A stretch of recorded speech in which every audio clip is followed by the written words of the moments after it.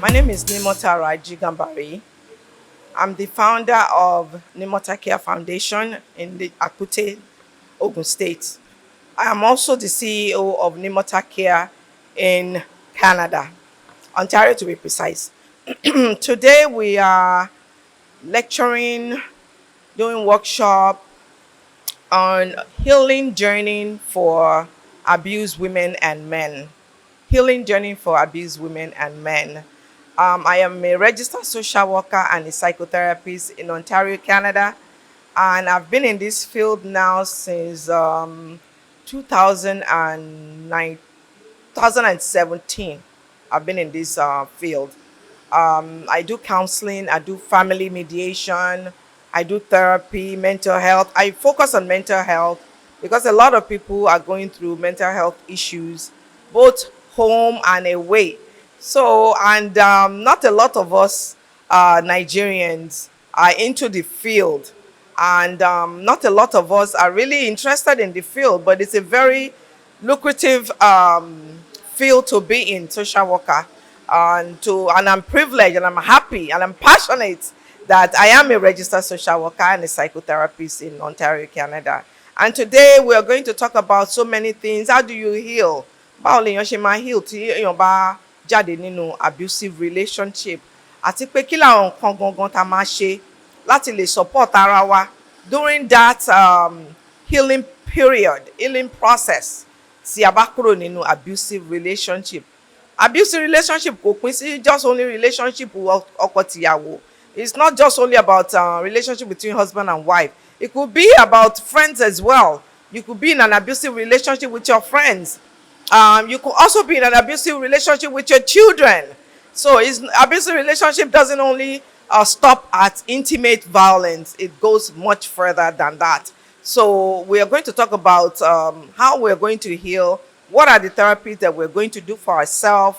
I will give you a glimpse of the type of things to do for those of you that cannot join today. The most important thing that I always encourage everyone that are going through traumatic experience is that they should continue to do deep breathing. Sharing deep breathing, it's like a lifesaver. It's like a lifesaver, but a lot of people doesn't know how to do deep breathing. Even my clients in Canada too that came from Nigeria, I have to, teach them how to do deep breathing. And that deep breathing helps a lot. It puts oxygen into your brain. There's part of our brain that is called prefrontal cortex. And that prefrontal cortex controls our emotions, our thinking, our behavior, our decision making. When someone is going through depression, anxiety, bipolar, schizophrenia, any of those mental health issues, it will also affect their mood as well. So today I am giving everybody a good lecture and some resources as well to take home so that they can utilize in the near future. And I'm only here in Nigeria to visit. I will soon be going back to Canada, Ontario to be precise. I'll soon be going back there very, very shortly because I've been around now for about, I believe, 2 weeks. So today is an interactive session whereby I will be taking questions. I'll be doing a lot of assessments. I'm also going to be talking to people that need some guidance in their relationship as well. We don't advise people to leave their relationship, but if you are willing and ready to leave that relationship, that is where we come in to support, to provide resources for you, to enable you to carry out your decision. We can't make that decision for you at all. I hope that I've answered some of your questions that you might be wondering, what is today all about? Well, today is about healing journey for abused men and women. And when you're talking about abuse, men too get abused. And the majority problem is that men don't speak up. Men don't cry. Men, please go ahead and cry. Cry and cry and cry and cry if you need to cry. It's healing.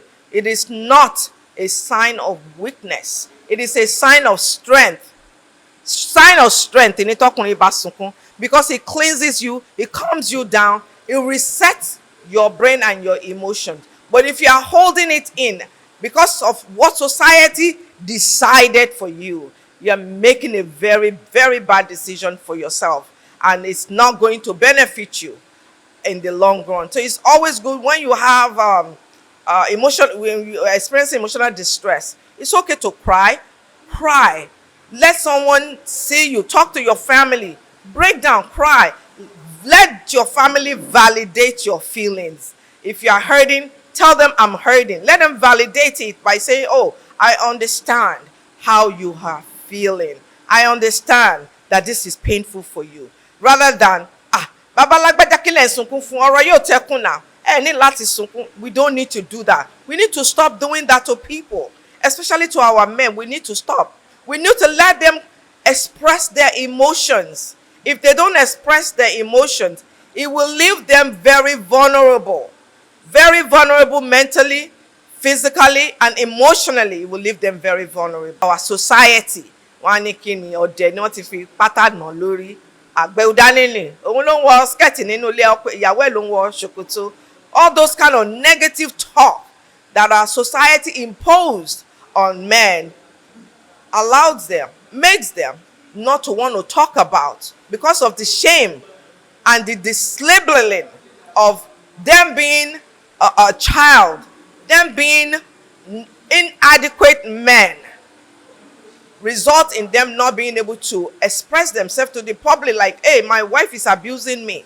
We are more focused, and I repeat, we are more focused on the women. We are so much focused that we neglect the men. Men now are going through a lot of depression. They are committing suicide because nobody is hearing them. The community sees them as like a strong person, and they shouldn't cry. Because they are strong doesn't mean they don't have emotions. Because they are strong doesn't mean that they don't have feelings. Because they are strong doesn't mean that they cannot express where they are hurting, how they are hurting. They're supposed to be allowed to express those things. Once they express it, they will feel much better. The more men comes out to express themselves, the better it is for our society, and the better it is for our women that lives in the household with them as well. And we don't want our children to pick up this negative behavior from their household, because tomba pick it up, tomba dagba, there's something we call childhood trauma. Oloma carry one dagba, oloma jeka ona bere sini ma behave just like what they saw at home. Children imitate, they mimic what they see around themselves. Like I always tell people, your environment shape who you are. Your household shape who you are. I don't want to understand whether you are rich or poor or middle class. The environment you grew up in matters a lot to your mental health and your whole well-being. So therefore, I urge all you men that will be watching, listening to this interview today, to please do not, and I repeat, do not allow the society to determine how you are supposed to feel. You are a human being just like you and I. You are a human being. I am a human being. I can cry. That doesn't mean I'm weak. It's a sign of strength, not a sign of weakness. It's a society imposed, suggested on you men. So therefore, like I said, I encourage you to cry. The more you cry, the better.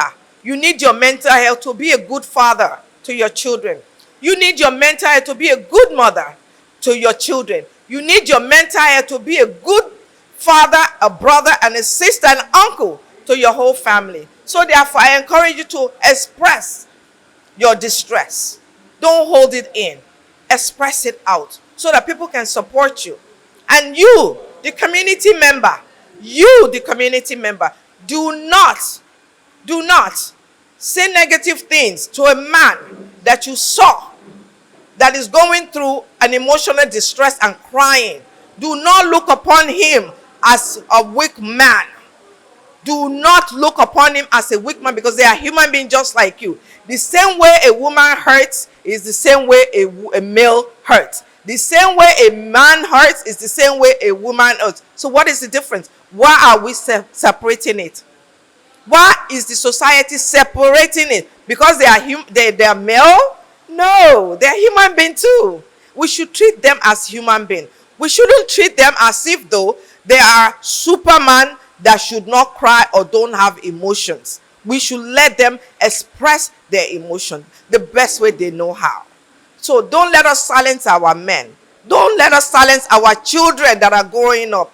Don't let us silence our youth that are crying. And we use this word, oh, he's a baby. He's a rapper. Woman rapper. Don't let us say those derogatory statements to them, because we are not encouraging them. We are creating a mental health within them, within themselves. We are creating a mental health. We are not supporting them. In order to support them, we should allow them to feel the pain, to express the pain and the anger. You women too as well. You also need to express yourself. Don't keep mute. Don't let the society, the culture, and the religious places make a decision on your well-being.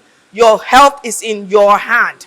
Men, your health is in your hand. It is not in the religious places' hand. It is not in your family's hand. It is not in your mother and your father's hand. It is in your hand. It is in everybody's hand to take care of themselves mentally, physically, emotionally, to take care of themselves. With that being said, I encourage you to look into yourself and try to make amends. Try to make amends. Don't let the society control how you are going to feel. Don't let the society and the culture, because some of us are stuck in the old ways. We must be reminded that culture is fluid. It is not a fixed situation. Our culture is not fixed. What do I mean by that? It's not fixed because it's not based on just one particular situation. It is fluid. It's constantly changing. It's revolving. We as a human being too, we should change as the culture is changing. We should also change as it's revolving, to learn, to educate ourselves, to educate our children, to educate the public, the general public.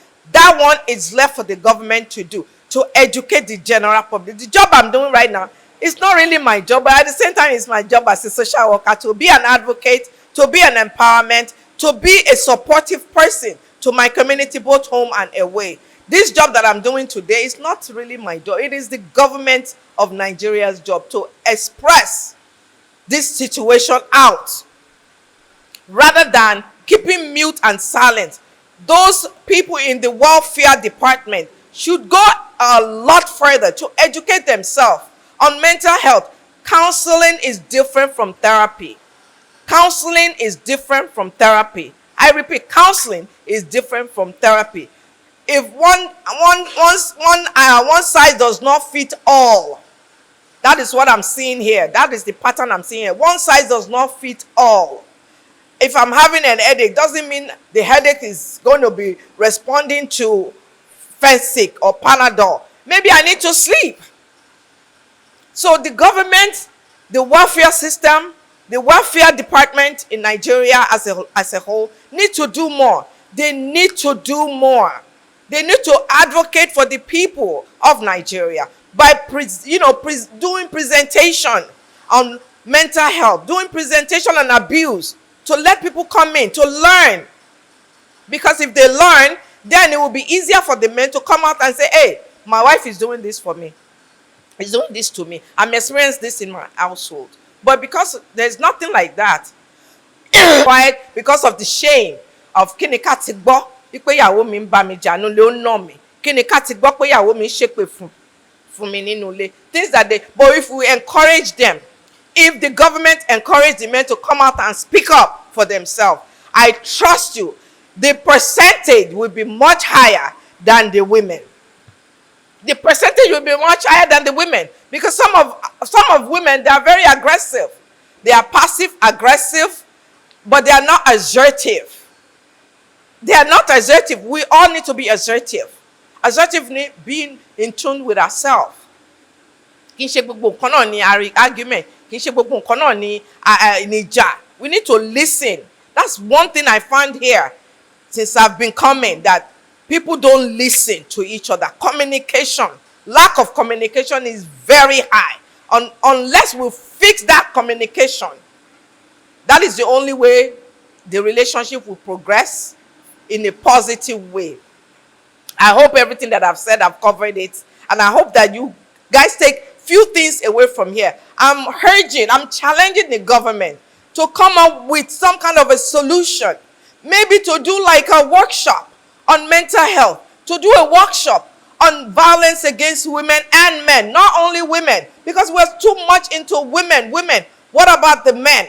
What about the men that owns the household? What about the men that goes to work and come back? What about the stress that they will encounter in their daily lives? It's not only men. Let's change the narrative that both men and women are vulnerable when it comes to abuse. Let's change the narrative that it is okay for the men to cry. It is okay for the men to come out and say, hey, my wife is abusing me. It is okay. And for us to give us the support that they needed, rather than shaming them, putting them down, utilizing unnecessary language towards them to shut them down. Let's change things around. I hope that my visit to Nigeria today, in this year, is very productive and people are listening, are taking something away, especially the government, because lack of awareness creates uncertainty and lack of knowledge to the people that are involved in this domestic violence. I repeat, lack of awareness creates uncertainty within the community when it comes to mental health and domestic violence. But if we educate the public on mental health and the impact of domestic violence against men and women, I'm sure that our country will be much greater than what it is now. I'm not saying it's not great, it's great, but we need to go a little bit further. We need to take a step further and focus on this domestic issue that is ruining our family relationship, that is ruining our family, that is ruining our children, that is killing some of our women and men as well. It's not only women that are being killed, that are being murdered. Some people get frustrated and committed suicide. People are wondering, what happened to Babalak? But it was okay yesterday, but we don't know what the person is taking in. We don't know what the person is actually going through mentally. That is not sharing because of our society perspective on violence against men. With that being said, I hope and pray that our government support my program by educating, creating a forum, creating awareness, creating a workshop, sharing information to the general public about domestic violence and the impact of domestic violence on our children. There's something we call childhood trauma. Childhood trauma is when our children witness an abusive relationship. They will also pick that abuse up from their household.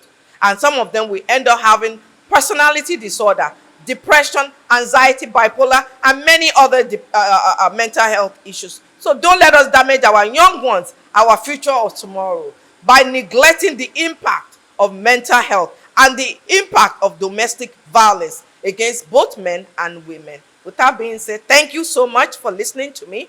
Once again, my name is Nimota Raji Gambari. I am a registered social worker and a psychotherapist in Ontario, Canada. Thank you so much.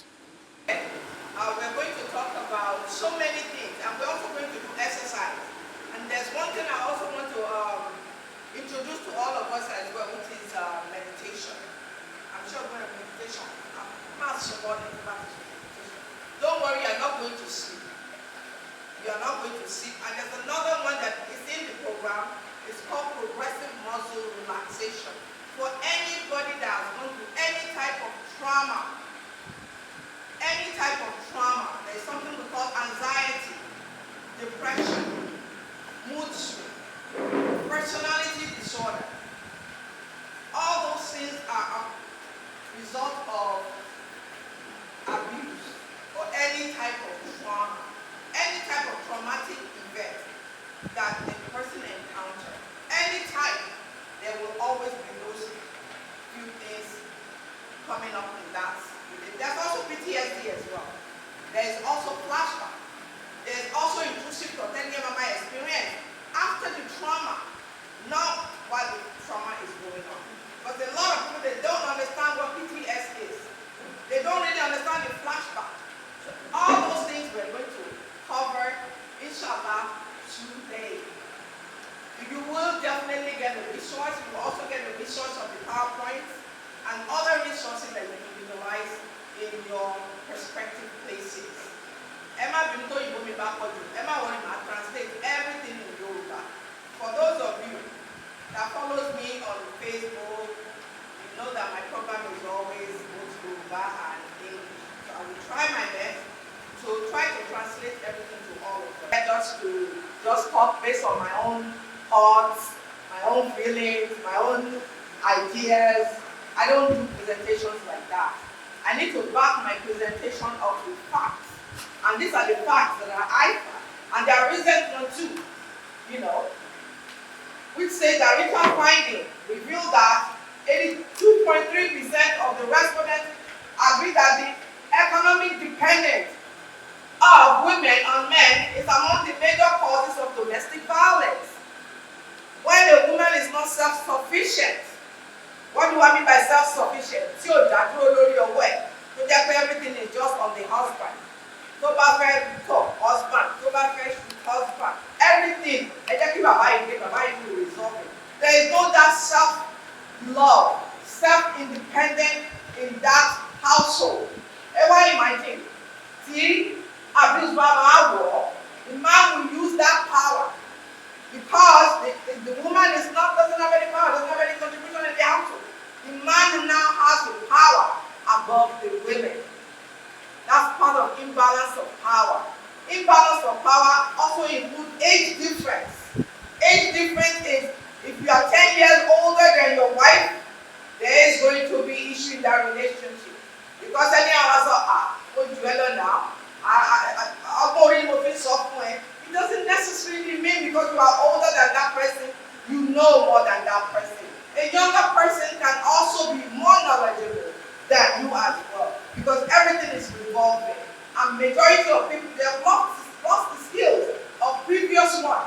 There's new skills now, which they don't know about, but because of the mentality of I'm older than you, I know more than you, which is killing a lot of our men. Morally, mentally, physically, it's really demoralizing them. Therefore, they are so stuck in that old way, they don't want to change at all. Let's wake up. This is a wake-up call for all of us, for many of us, to look inward and try to change and not continue to follow the old trend. We need to change it because everything is constantly changing. Another finding is that 52.3% of respondents believe that their community encourages and tolerates some of these abuse. I was having a discussion a few minutes ago. This is exactly what the problem is. It is we, the community, that encourage this type of abuse. Authority, don't move, protest. We are also hurting those children that are in that household. So we need to yield away from this mentality of the community interference when there's an abuse in the situation. Another percentage is that 84.6% of the respondents agree that children of domestic violence home will model their behavior. They will pick it up because they see it as something that they are learning from their parents. And we are wondering how domestic violence is so high in our community. Because it's intergenerational. We think, they saw, they conquer. And they conquer it by emulating what they saw from the parents. We need to also think about our kids, our children, our future tomorrow, when we are having an argument among each other in our relationship. We should not allow our children to be listening to our arguments because they will internalize it. And when they internalize it, it turns them into a behavioral child in the school. And you are wondering, why is my daughter behaving like this in the school? And the child is not able to talk. He or she's not able to express him or herself to the parents because of fear that they've created in that child. So we need to be very careful when we are having an argumentative discussion among our partners so that our children doesn't listen. Even if we have to go out of the household to have a discussion, We need to do that for the sake of our children. Because when they get older, they are also going to become an abusive wife, an abusive husband. I didn't say it, statistics said it. And this statistic is from Nigeria. It's not from Canada. So it's not us, it's giving us Canadian statistics. No. Everything is well documented. It's a research. Speaking of, and this is a recent research. Some is in 2020. It's a recent one. 1 in every 10 men. I know the number sounds very small. 1 in every 10 men. Ultimate partner violence. 1 in every 10 men. And I wonder, that's very low compared to women. No, it's not low. It's actually good that men, at least 1% of them, are coming out. And they are coming out because they can't take it any longer. They are not speaking out more because of our society. The number of men could be a bit higher. If they are allowed to speak up about what they are experiencing in their household. By not being judged by the community they live in. By not being seen as a weak man. By the community that's supposed to support them. By not being seen as women rapper by the community they live in. You see, the community, they do a lot of damage and good to our men and women. And the religious places, you are not excluded. You are part of the problem, not the solution. Rather than for you to explain to them, listen, this thing is not working. You both need to sit down and make a decision on how you're going to proceed. But rather, they will encourage the abuse to continue by telling one person or telling both of them, sitting there, think about your children, sitting there, think about your children. And they didn't know that they are actually doing more damage than good. Because these people, now I think I am challenging the religious places to go and take counseling course, to be able to know how to counsel a couple that comes to them when they're experiencing abuse. Unless they do that, they cannot be using Bible to preach. They cannot be using the Quran to preach without really knowing the depth of the situation. You must learn how to do counseling.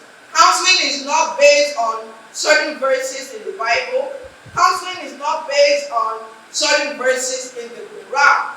You have to have that knowledge.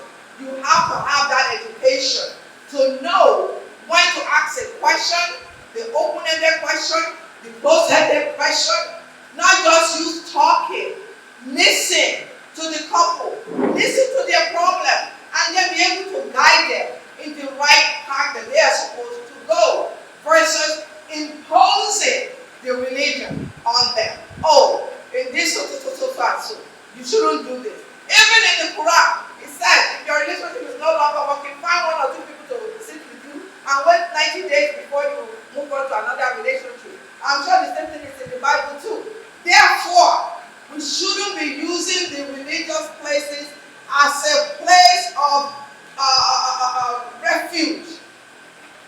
As a place of refuge, because these people are not knowledgeable. They are not educated enough to support the violence that is going on in the household. In order for you to be able to advocate, to be able to support, you have to have at least minimum of a counseling certificate to be able to know how to do dialogues within couple versus imposing something, misinterpreting what the Quran said, misinterpreting what the Bible said. That's a lot of things that the religious places are imposing on our community that are wrong. They're not thinking about the children. Because when the children get older, they're going to pick up those negative traits from their household. And then we're wondering how come. And then they'll be saying, people are not shaking. You're like it. Oh, okay. If the father did it to his wife or his mother, why are we encouraging the mother or the father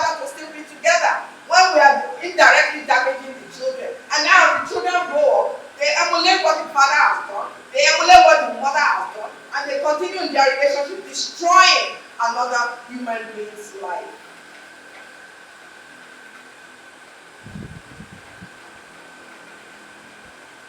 Type of abuse, I'm only just going to touch on them. And you accidentally punch the ears, you are actually damaging the eardrum. The person will lose their hearing in that part of their ears. There are so many women that have encountered physical abuse. They have either lost an eye, a nose is broken, eardrum is broken, they are not physically hit, their legs. Some of them have even used tear gas to damage the body of the human being. All because we cannot control ourselves. We cannot control our anger. We cannot regulate how we are feeling emotionally.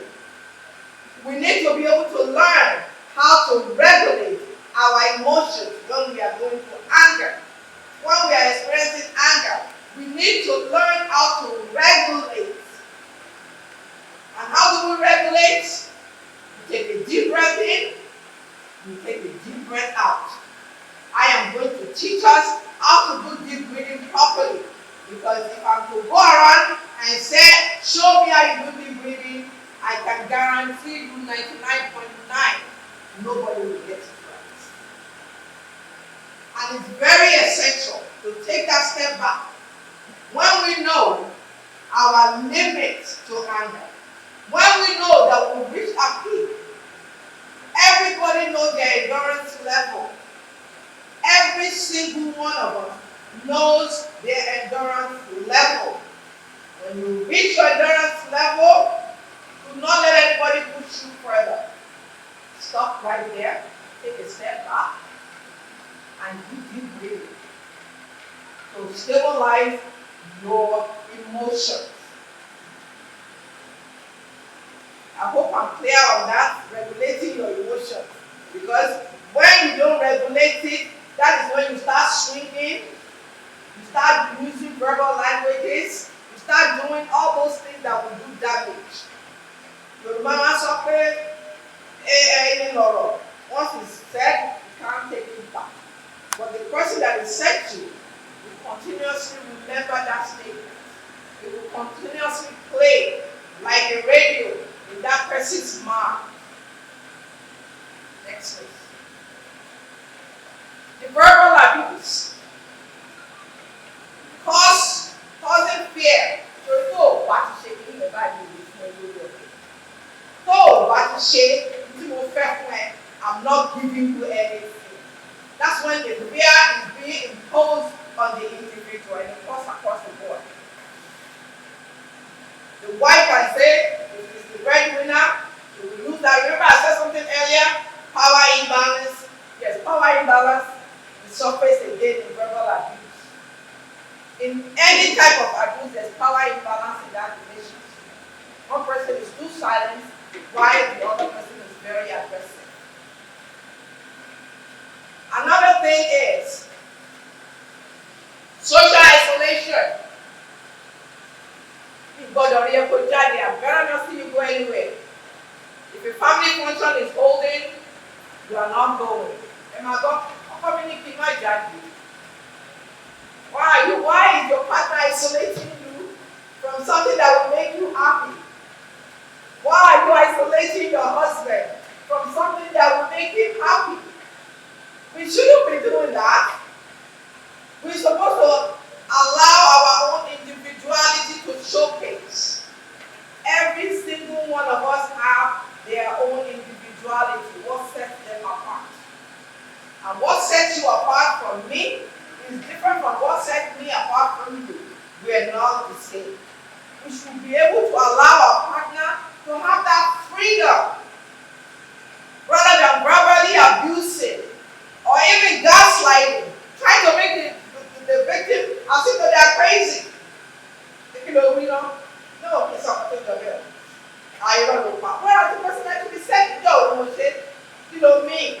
The person is gaslighting you. They are trying to make you think you are crazy or you are lying. That's a very manipulative behavior.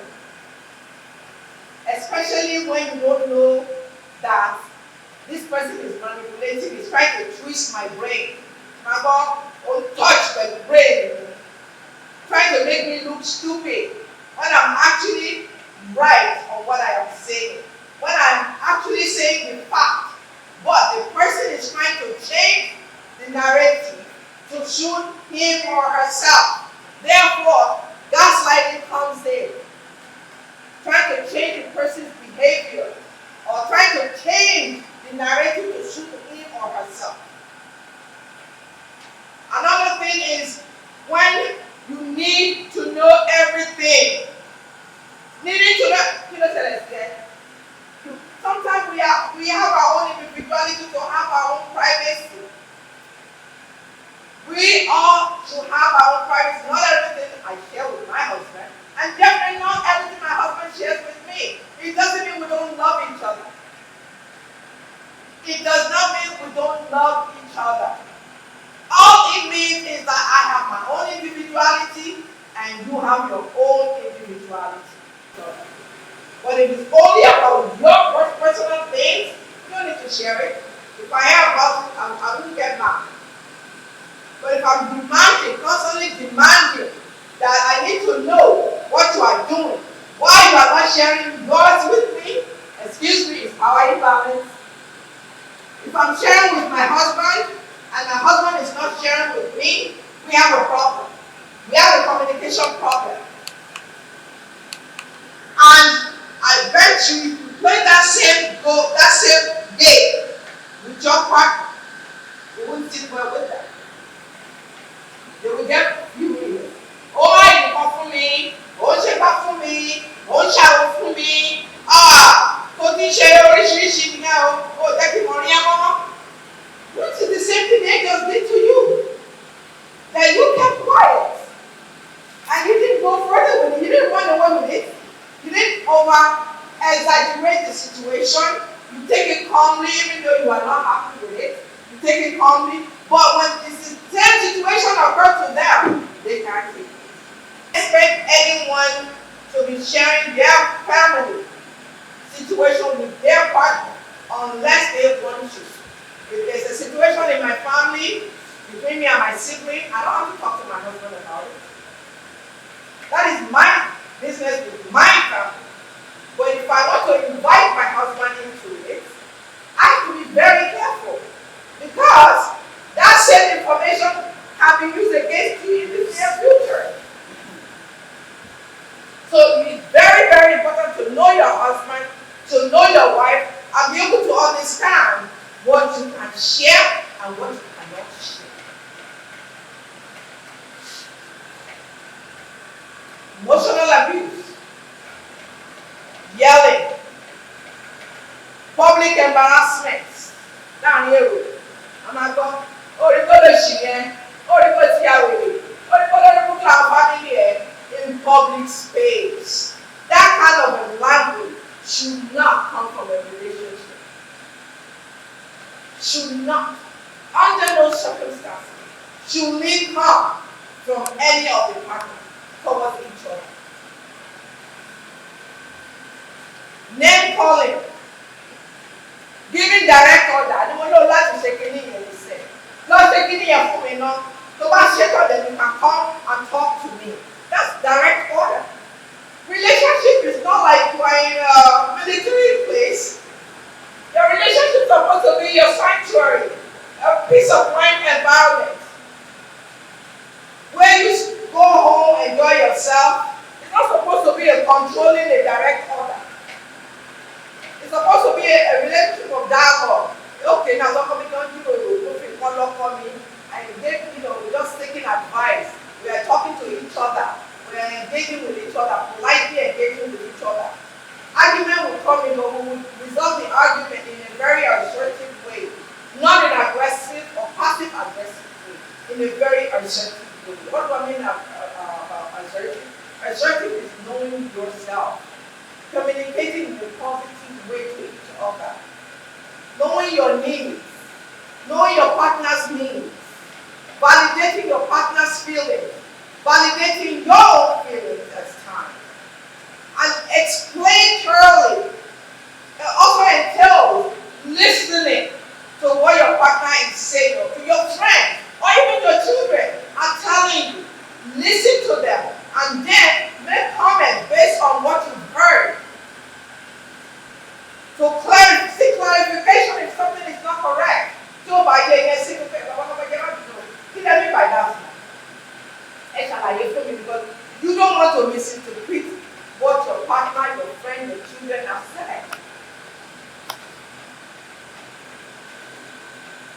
listening for their problem. Tó bá kí n ṣe tiẹ̀ ní listening to the comment. Nítorí ti tẹ́ mo ṣe wà ní predicament. Ìwọ ló fà á. Ìwọ ló cause yẹ. It's you. You. There's no accountability on their own part at all. They do not want to be accountable for anything at all that they've contributed to their own downfall. It is always the other partner's problem. It is always the other partner that is facilitating it. It is always the other partner. What about their own contribution? Their own contribution, their own accountability is not there, it's not visible. So we need to be very mindful of this type of emotional abuse, making the other party feel guilty for something they had nothing to do with. Demanding respect, number one. They demand respect. My wife is not submissive. My wife is not submissive to me. She's so disrespectful to me. Let's take a step back. Respect is given to whom that give respect. That is the problem in our society. We give the men so much power to the point that they are overconsumed. They are overconsumed because they can no longer control that power in a positive way. If you give someone too much of something, they will misuse that power. And because our society pays too much attention to patriarchic power, that men this, men that, men this, men that, men this, men that. It creates imbalance of power within the household system. So we, as a human being, need to be very vigilant. We need to be very aware about this type of situation in our relationship. Like I said, it's not only in an intimate relationship. You could encounter it within your friends. You can encounter it in your workplaces as well. Another situation is withholding communication. I was having a discussion earlier about that. Withholding communication. Keeping malice. They all fall under emotional abuse. Kẹ́bá bàbá lágbájá sọ̀rọ̀ kó má dáhùn. Kẹ́bá yà lágbájá sọ̀rọ̀ kó kàn ṣe tán. Kẹ́bá bàbá lágbájá pé bàbá lágbájá ó ń pè é kó ti ti gbọ́ṣà láìpẹ́. Those are all emotional abuse. I'm sure some of us have witnessed this. Kó kàn ṣe bọ́n ni. The individual cannot control their emotion. They are acting out of their emotion. Remember I said before, there's a situation, there's a behavior, there's a thought, and then there's a feeling that goes after that. So all those things, the person has gone through all those 4 stages. The situation, I have an argument with my wife, I have an argument with my husband. The feeling comes in, I'm hurt, I'm disappointed, I'm down, I'm in pain. That's the feeling. The thoughts now comes in. How am I going to feel? You see, everything is going.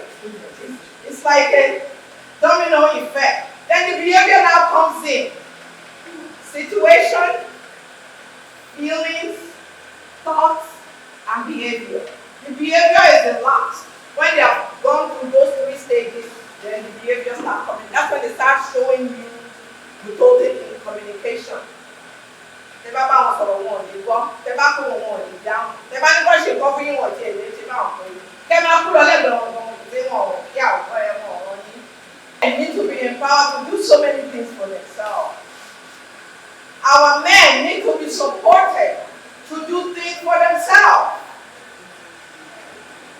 So that way they can also teach the children. Because this thing is needed in our community. What if the wife got sick? We will now be wondering who will cook for Babalapaya.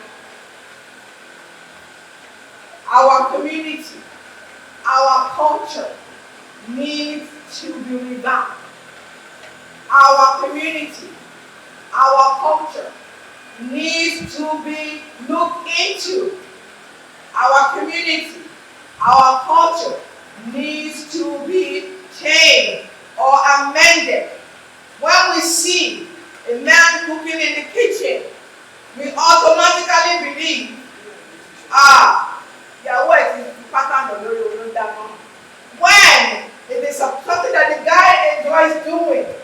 Example, the man I want to go in all I need to know you. Wherever I don't down on the kitchen. No, I was like that on down. I don't know you. I don't know you.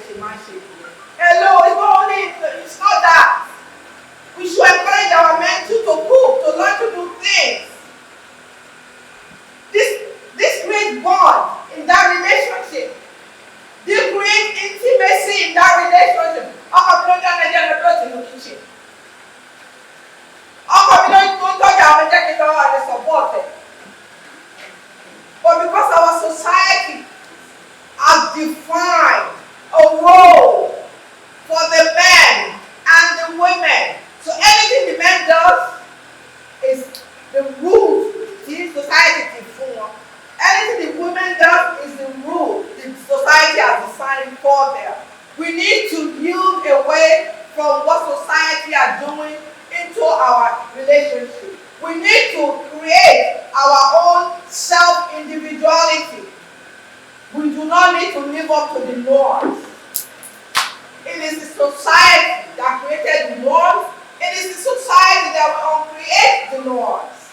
And this situation is constantly changing. Culture is constantly changing.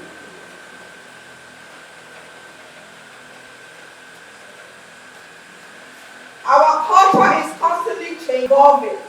Even the computer has its own system. They are constantly updating the system. How come we cannot update our culture? How come we cannot update our environment that we live in and we grow? How come we cannot educate ourselves and learn?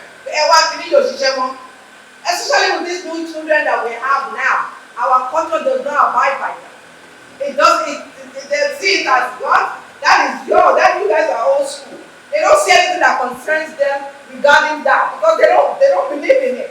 They say that's your old time. Don't you know, mommy, this thing has changed? But they are correct. Culture is not static. It is fluid. And if it's changing, we change along with the culture. We change along with the norms. We need to change everything. Things are changing. We also need to change things. Next, please. Psychological abuse. Neglecting you and your needs. For example, the silent treatment. My way or the highway. My way or the highway. That will be the end of it. Without considering the other party's feelings. Without seeking the other party's contribution. My way or highway. This is sadist behavior. And people that behave like this have psychological issues. That is why they call it psychological abuse. The person is psychologically abusing you, mentally abusing you, threatening to harm either you or themselves.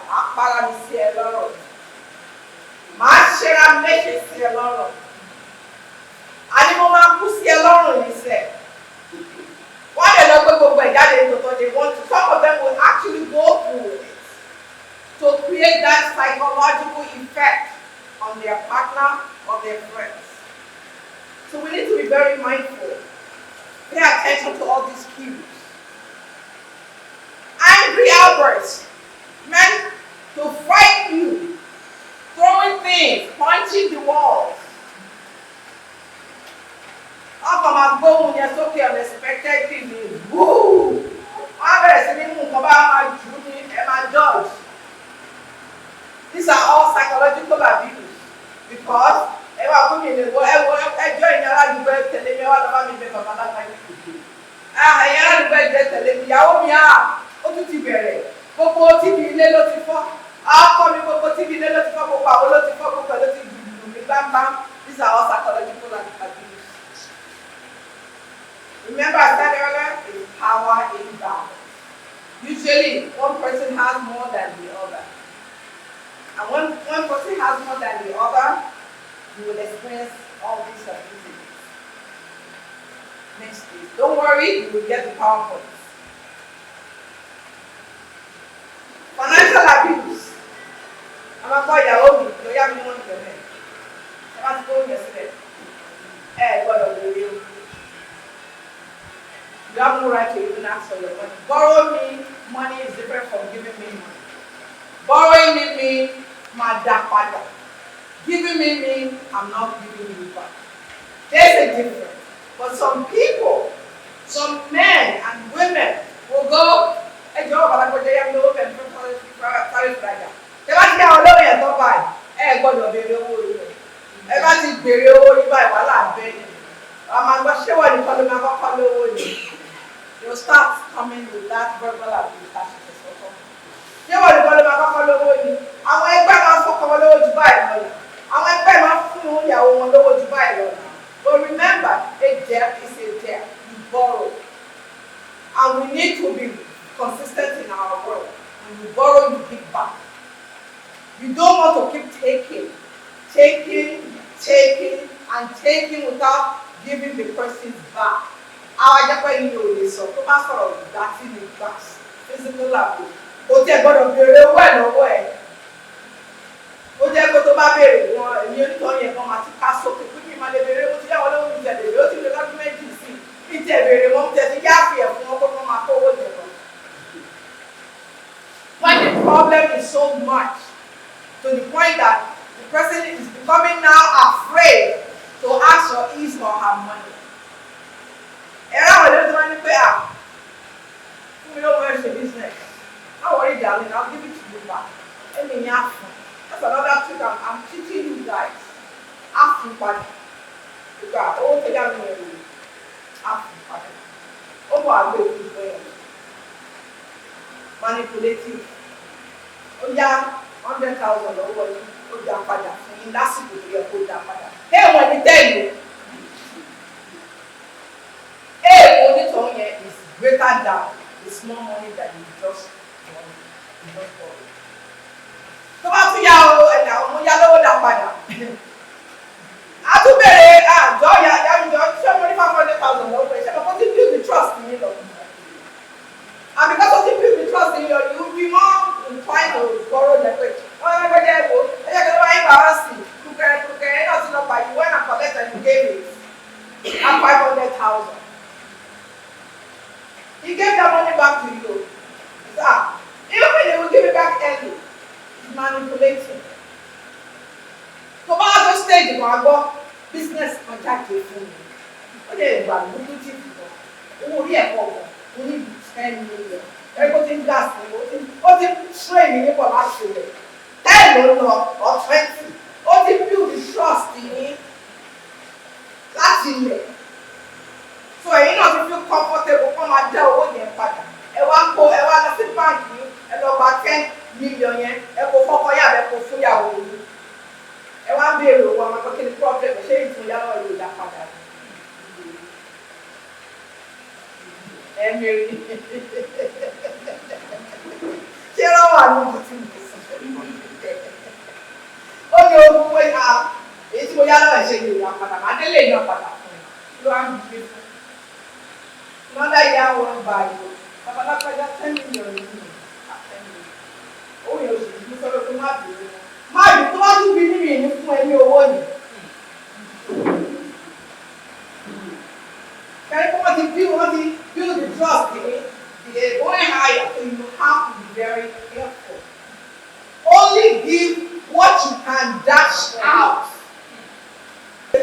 So our fight, it's not going to be something that because 9 out of 10, it is very rare the person will come back with your money. They will turn you into something you are not. They will start backbiting you to people that don't know you. They will even go as far as to say, if you know that you are nobody, you need to they happen. But the person that God already will not have the opportunity to come and ask you. And I love very quickly and easily. Only give what you can afford to give. Even in your relationship. I personally, I don't support my husband and my wife accounts. And I will tell you the reason I don't support it. It might be something that might be useful for you. If we are putting 50-50 into that account, that means if I want to take money out, I need to let my husband know that I want to take this money out. Where is my freedom? Where is my individuality? Why are we putting that money together? We should all be able to know our role in the relationship. We should all be able to know your roles. You don't need to divide it. If I'm the woman, I don't want to share it. We don't need to write a map. That's communication. Good communication. Today, okay, take me down. They're collaborating. Your relationship is collaborating. It's not supposed to be one passion communication provide and then I must do it. What is the essence of a joint account? What is the essence of it? What are we using that joint account for? One is not something I can just go and take money out as I want. I might have my own personal account. But what is that joint account for? If I know my role, if we both know our role, there's no reason for joint accounts. There's really no reason for it. If we want to do something for someone, like a family member, we both need to sit down, communicate with each other as a husband and wife. You both make that decision for yourself.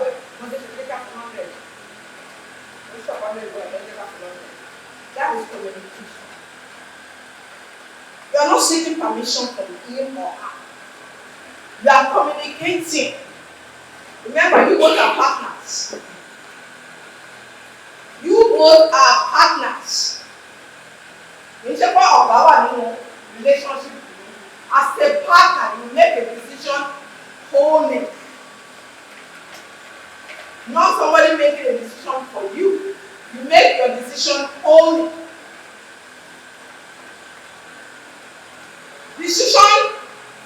Deciding where the victim works or preventing them from working or getting a promotion. Especially nowadays, women are now earning more income than the men. Previously, when we were not empowered to go to school, to work, we were making less money. And the husband is the breadwinner in the household. Power imbalance. Now, you are making more money.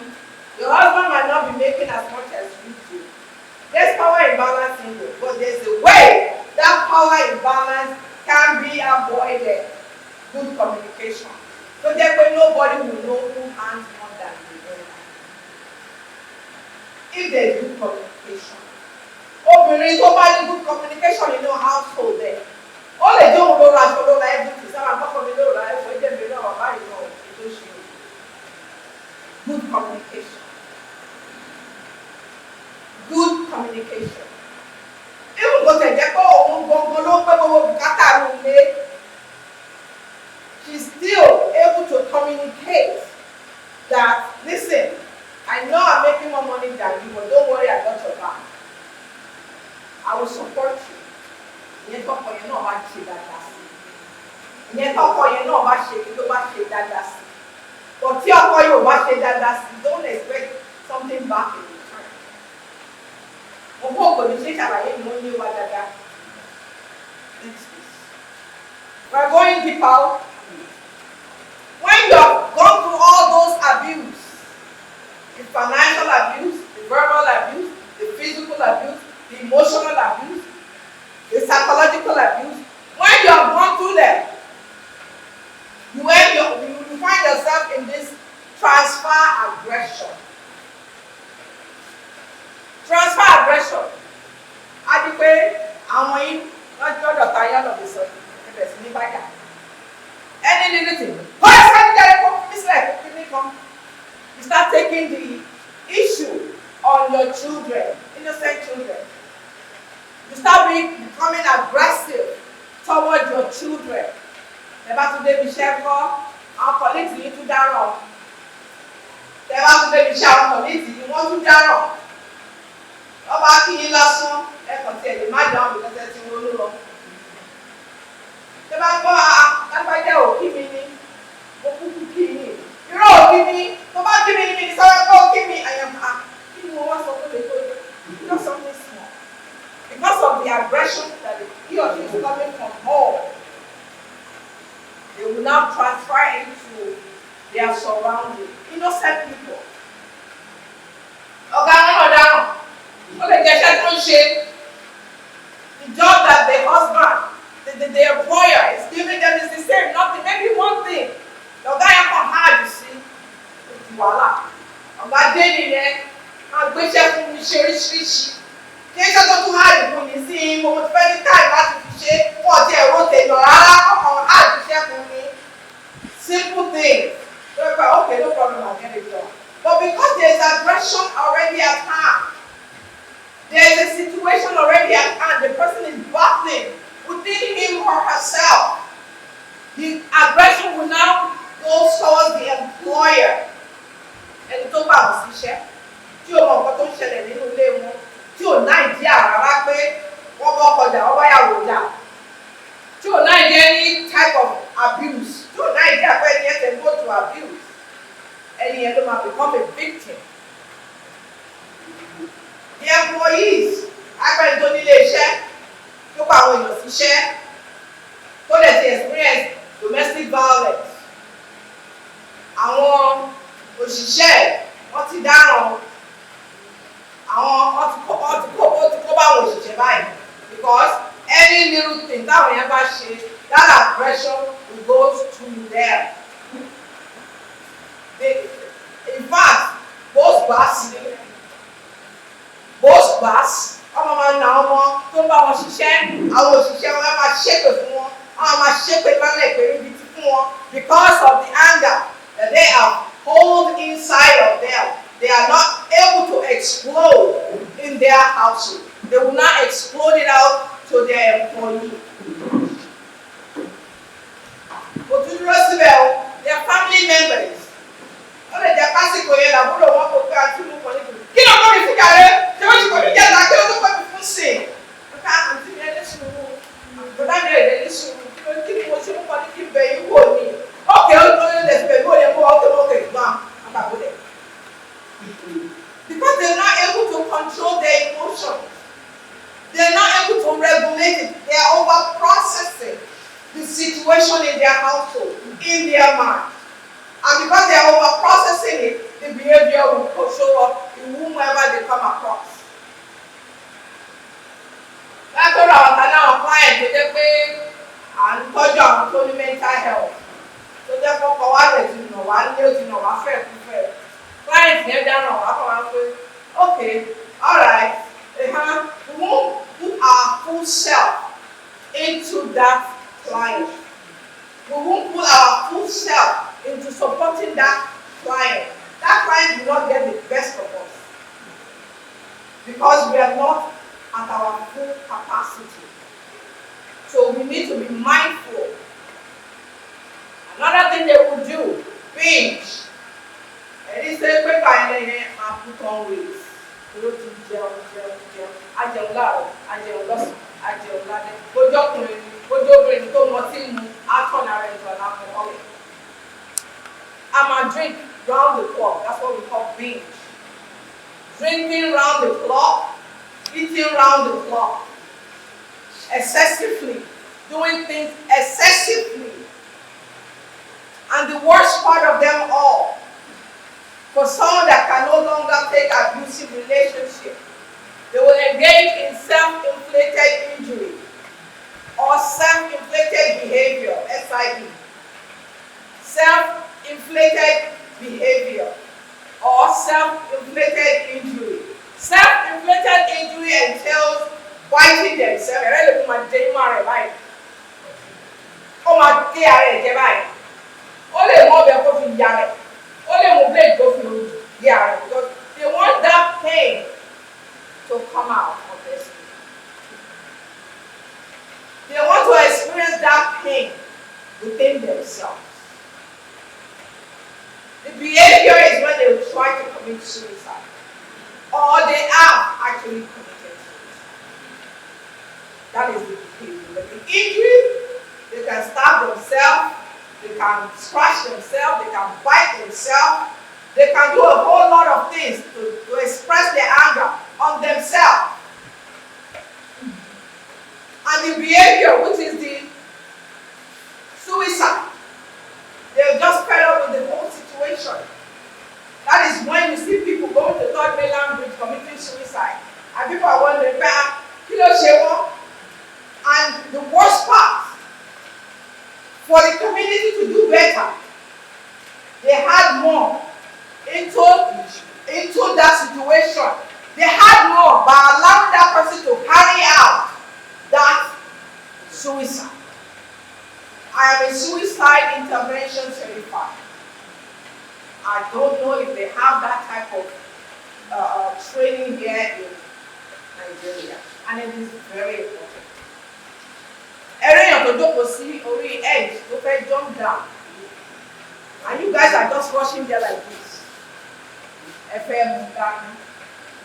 You already scared the person. The person is going to jump because all the person will like no problem. So people need àǹfààní again. And I don't blame you. I don't blame you. I honestly don't blame you. Because you guys are not knowledgeable on how to discern someone that wants to commit suicide. But I will give you a minute training today. And if I have time, I might come up with a little video. If you see someone, never say I could be the rain. You never know what your neighbor is passing through. You don't know what your family are passing through. You don't know what your sister is passing through. You don't know what your brother is passing through. You only know what you are passing through. And you can only speak to that. If at any time you see someone talking about, I want to commit suicide, I will urge all of us, this is not in the PowerPoint, this is extra, to write these steps down on how to disarm someone from carrying out suicidal thoughts and behavior. Very important. I will need to role play this incident so that we can all understand where I am coming from. If I explain it, you might not be here. I need a volunteer. I need you to bring your chair as well too, please. Suicide intervention. I'm going to be very quick. I'm just going to go straight to the point. I like that. Emma, you don't share it.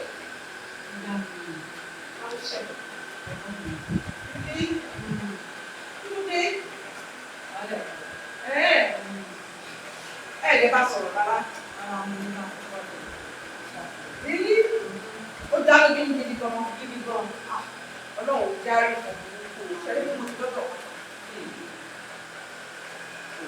There's an ingredient of push. And I'm also going to ask. How will you come? How does it feel? I'm looking for something that will take her mind off of that. It's not something you go and watch because any anybody the edge, you won't meet it. As you are talking, you are gradually, you are engaging, you are having an eye contact, and you focus on the focus on the lórí. Kò mọ̀ pé kí ẹ súnmọ́ òun kan sẹ̀ ẹ̀ máa fi di òun mú. Because I see it, I'm like, oh, these people are just doing this. And it's true before you get over there to mark of the Lord. Maybe it's got some money and don't fools. Don't fools. What gives you the authority to know how to discern someone? Have you gone for the training? When someone is at the edge of committing suicide, Babeli school, by something, edge of the middle, you will all point out. Everyone getting by something. Àwọn ọmọ yín kọ́ kí ló ṣe yín kí ló ṣẹlẹ̀ ẹ ṣàlàyé fún mi kí o fọ́ ọkàn yìí kí o tẹ̀ ọ́ kẹ́kẹ́ mi ò lọ́dọ̀ ṣẹ́ni kí mo ti dọ́dọ̀ wọn counseling nínú wa. So definitely tó bá kọ́ àméjì lájọ wá dúró tó bá kọ́ àméjì lájọ wá dúró one person will be on both sides. Make sure that the one person tó máa jẹ́ the triager, the person that will take the lead, is the one talking directly, communicating, having a high contact. Whereas the other person is moving it slowly and on the other side. So that so it's two of us now that will now turn around like they're not before.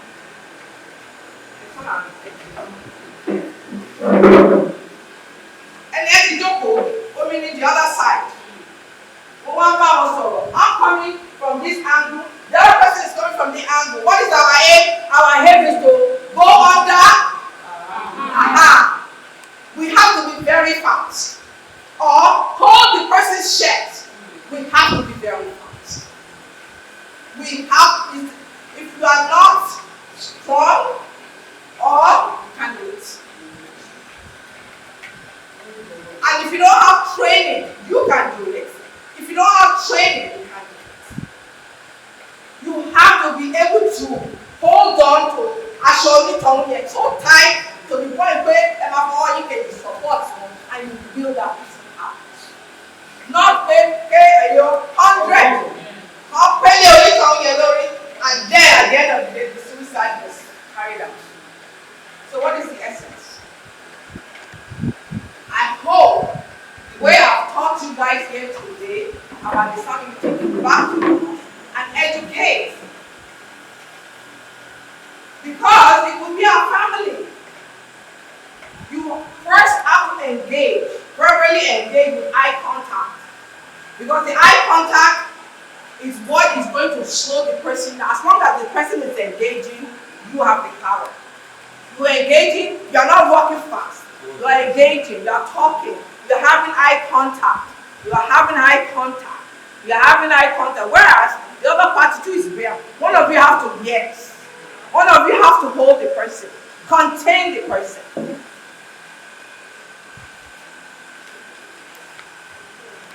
I hope if you want me to practice, do it again after the session, I will teach all of us how to do it. This is very, very important. This is something I paid for to go get training for. You have to talk, ask about the family.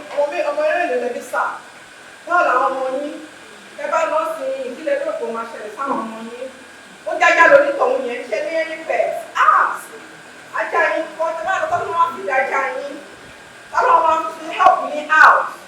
Those things. People find out about life. Share anything. If I share,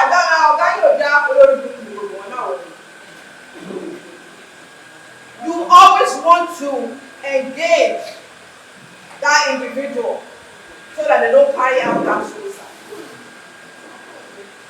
It is trauma for the person that witnessed suicide. It is trauma for the people that stand there watching the man or the woman or the child falling down into a deep sea. It is trauma. Has anybody gone for therapy for that? No. So this is a lot of work. This is a huge work. But how are we going going to resolve it. It's you and I that will resolve it. It's you and I that will help the community that we live in. It is you and I that must take charge and not wait for the government to take charge of this situation. We as a human being, we as a community member, hold the power to help our brothers and sisters. Next please. Self-care.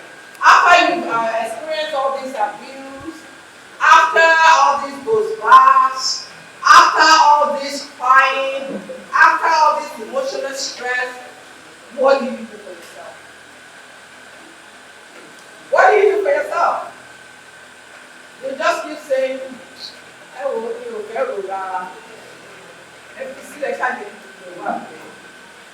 it's still not resolved. It's not resolved, it's still there. You just put it on hold. Unless you heal from the trauma, that is the only way you will have a healthier life. Next, please. I'm sure. Sorry, I'm no track. I can track you. Very well, track it. Track your mood. Look for consistency and irregularity. Today, I'm happy. Tomorrow, I'm sad. Today, I'm happy. Tomorrow, I'm miserable. Today, I'm miserable.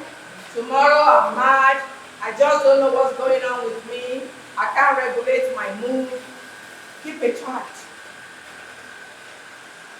When you keep a chart, it will be easier for you to know how often you are experiencing depression, anxiety, how often you are happy, how often you are sad, how often you are calm, and how often you are mad.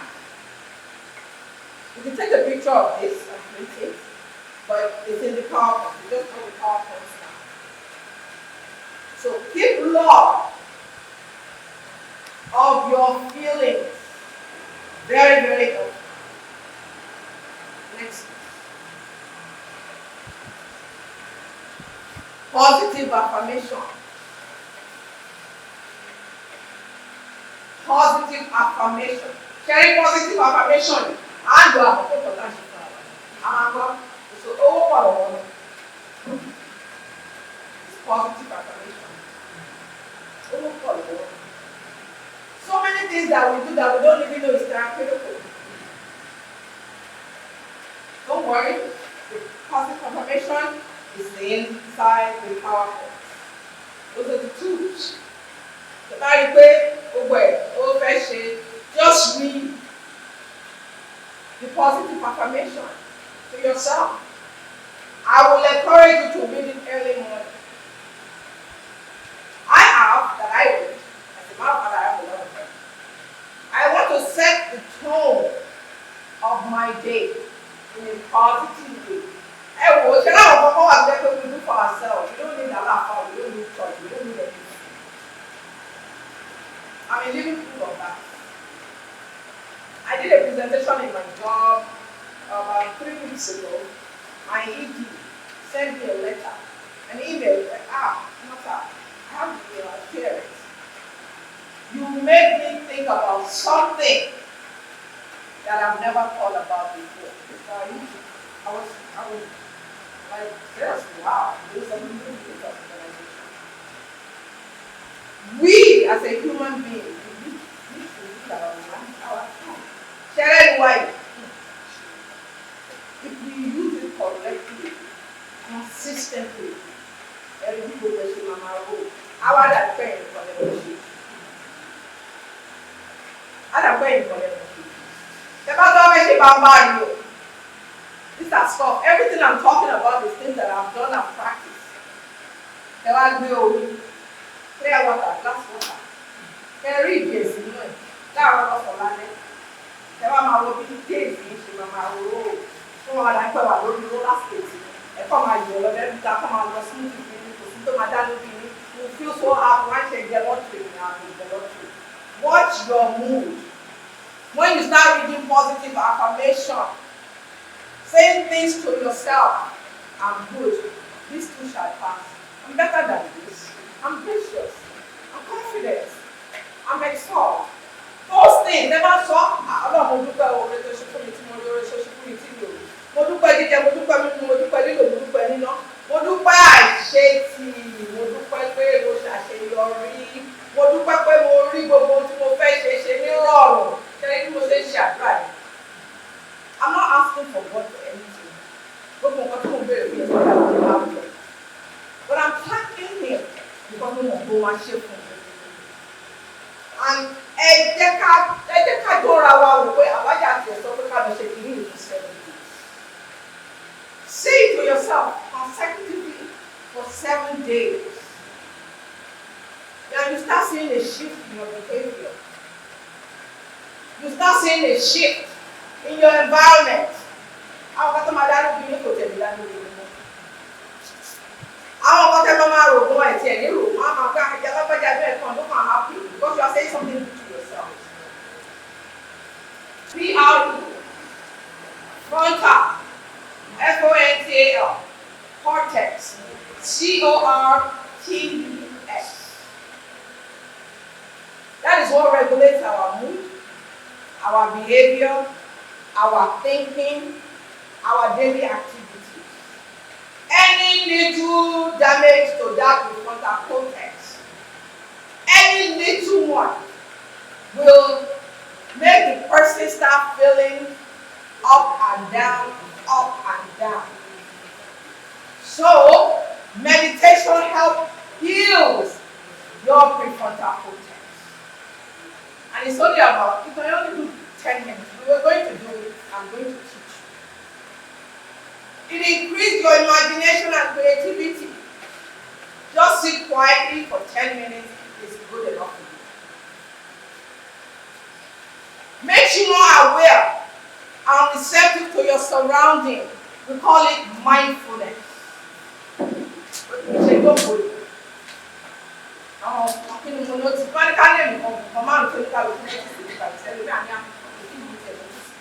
It's called mindfulness. You need to be mindful of your surroundings. It's therapy, mindfulness therapy.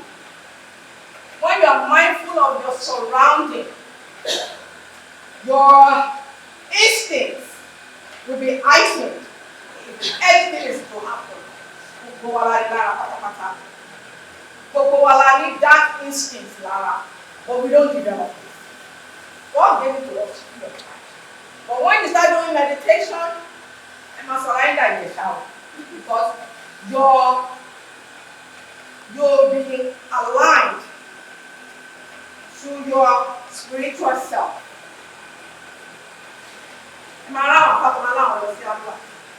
There's prayer.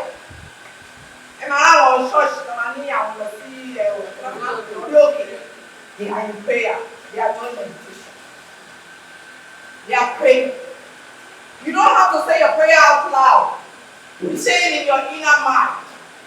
You close your eyes. Have some steps here for me. When you want to try, make sure that you are in a conducive environment.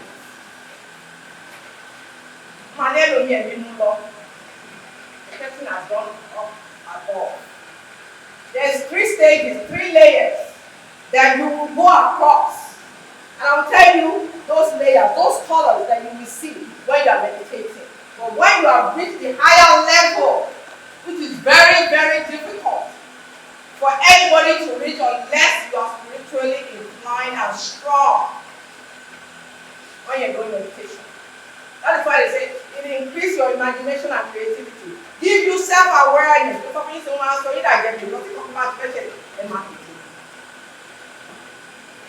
It can also help you sleep better. Because when you come out of it, you become a little bit tired. You feel sleepy. When you are doing meditation, if anybody wants to practice it, you're going to do one. It's only 8 minutes. I usually do like an hour. And that 1 hour is, if you start to think about related answer, I go into meditation. You close your eyes. You don't necessarily have to sit in this position. You could do it while you are laying down in your bed. But at the same time, you are aware of your surroundings. When you close your eyes, I can do many meditation while I'm standing. You could do meditation while you are walking. It's not walking meditation. Because you are focused on one particular thing. The first is the Bible calling because the Bible calling can be red, right? The color red. And I will wear it going to be white level. It takes time. It takes practice. You see red, cloudy, fuzzy. Oríṣiríṣi thoughts mama come into your mind. Distraction. Continue. Do not pay attention to those thoughts. They are intrusive thoughts. They are only there to disturb your inner peace. Continue. Stay there. When you continue, you now see orange. Those are the colors of our chakras. You see orange. When you see orange, you're getting there, but not there yet. You feel tired. Now you are hearing your surroundings, but you don't feel your body any longer. You no longer feel your body. But you can feel that you are somewhere. Where you are, you don't know, because your mind has traveled so far. When you pass that orange, you're still going further until you reach the white. When you reach the white level, then you see a pot of gold. Like a pot of gold is just pouring down. That is when you know that you reach your level. And try it, so that I'm explaining it to you, so that every pot of gold, it's okay. When you continue to do it, it will not take you longer to get to that pot of gold. You can even do a research and check it. Why am I seeing a pot of gold when I'm meditating? That is when you have reached your spiritual self. When you reach your spiritual self, whatever message, whatever situation, whatever answer that you need to your problem will be given to you in there. Ever come as I want to meditate, I need clarity, I want to meditate, I need answer, please give it to me and go into your meditation.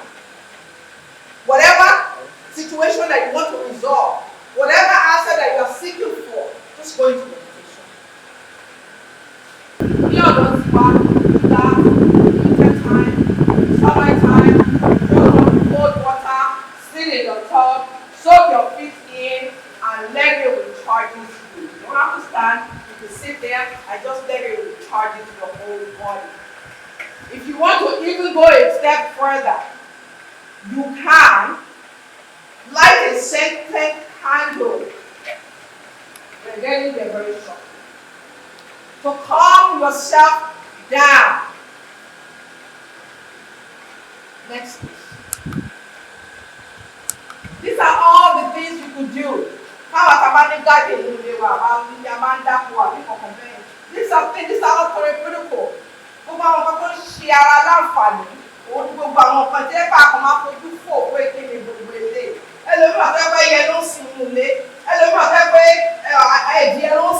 therapeutic. Those are therapeutic things. Plants don't sing. Like for me, I have over 30 plants in my house. Over 30 plants. In my house and in my office. Because in my travel, most of the times, people don't like plants. And I did a video for doing most of the plants are doing well. These things have feelings. You can do your own experiments.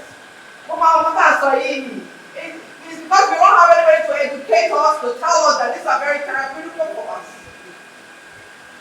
Even in our backyard, just sitting there calmly, no noise, nothing, is very therapeutic. Even feeding, me and my feed our own person, therapeutic.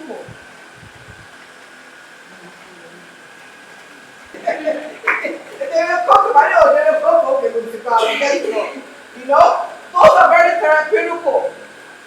That is part of mindfulness therapy. You are being mindful of your surroundings.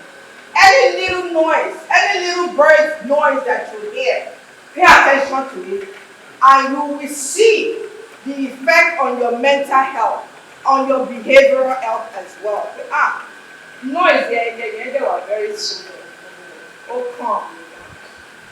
Listen to the noise. The noise is very therapeutical. It calms you down. If you cannot afford to go to therapy, these are simple things you can do. You can even pay. None of us here is too old to do yoga. You can do simple yoga just by standing with your feet apart, go all the way down to touch your toes, and come right back up. Simple yoga. If you cannot go down like I just did, there's a problem. So let's strengthen our lower back. Let's strengthen our knee. And also, let's circulate blood all over our body.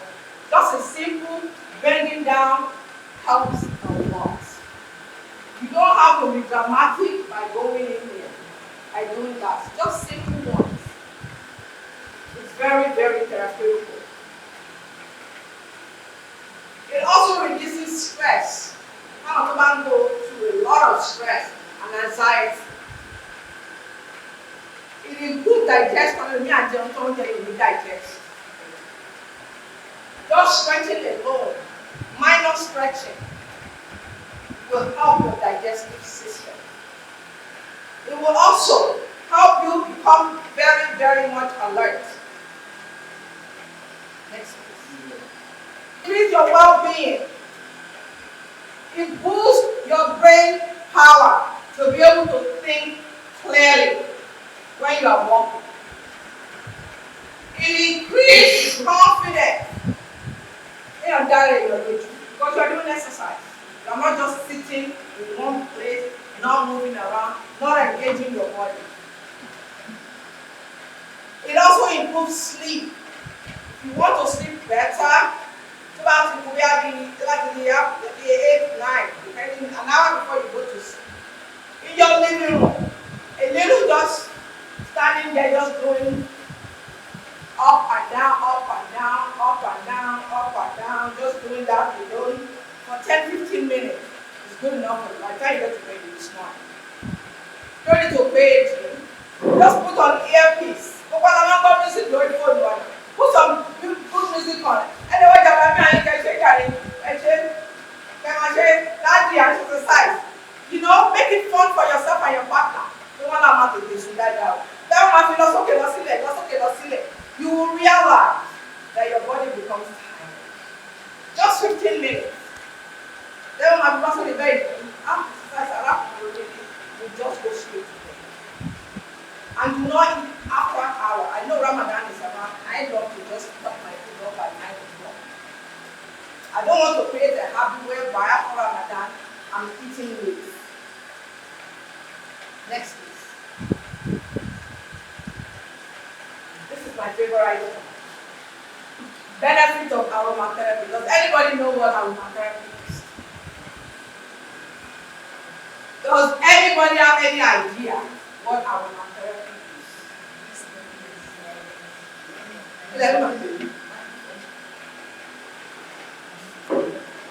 Feeling feeling of power or scent. Feeling what? Smelling of flowers or other flavor like air freshener. Scent. You are correct some words. You are close, but you are not fully close. From my own observation, I feel process whereby you have your room in a very, very conducive moment, no distraction, and you have your room. You're sated. Everybody is saying scented. They are on the right track. Anybody else want to try? Anybody wants to try? Aromatherapy. So looking at the word aroma, right? Therapy. I think it's 2 words mixed to 1. And it relates to Aromatic therapy. oh, okay. Just play on a play interpretation. I think it relates to smell. It does. Absolutely, it has to do with sex. It has to do with sex. Diffuser is aromatherapy. The diffuser is supposed to be diffused with essential oil. That is what the diffuser for. You mix it with water and oil, and essential oil. It's different from essential oil. There's lavender oil, there's orange, there is so many out there. There's lemon oil, or you can even create yourself, or create your own if you know what to do. So, that diffuser that everybody uses as a decoration because of the color, and there's a reason for that color. There is a reason for that color. That color, I'm like, they're doing it, so, hey, this is terrible. They're just using it as a set. They don't really know what they're doing. That color has a lot to do with your brain. If, say for example, because this place is really big, I will need at least maybe 5 or 6 to practice it. That's why they call it. You will have to turn off your whole light. When you turn off your light, turn on the diffuser with the essential oil. You only need 15 drops of essential oil. If you are using 2 oils together, you will have to divide them 50-50. You will have to divide them 50-50 if you are using 2 oils. You can use up to 3 different oils. Each of the oils have different things that you do to the brain. It's not an air freshener like this. It has a lot to do with your brain. It improves your brain activities. I'll give you a perfect example. Sherry mental, gamma passing.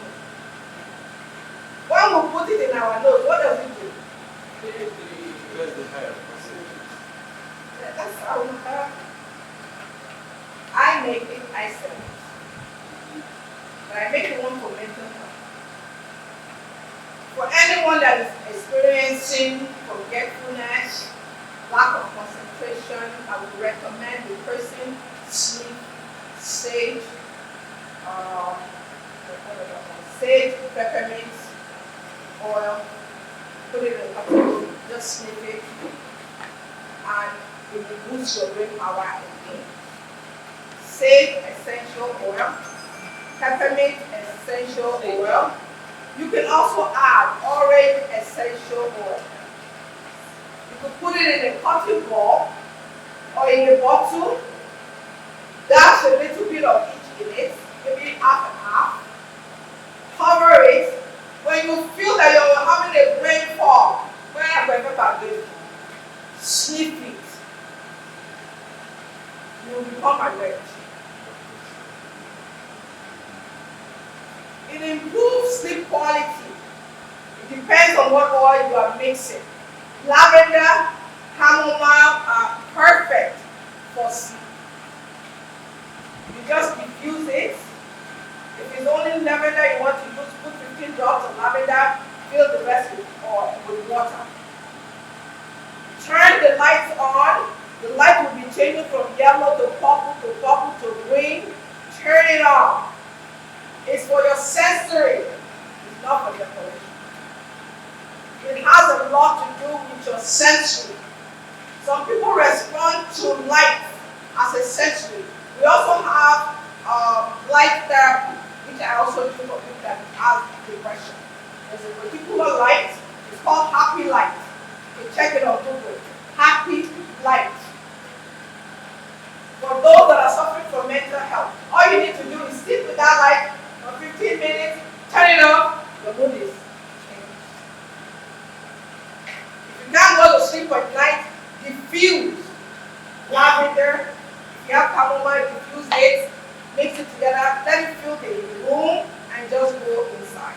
You can even make a split screen. You can get a glass, a dark glass, mix it in there with water, spray it on your pillow, lay down, and you should be able to sleep.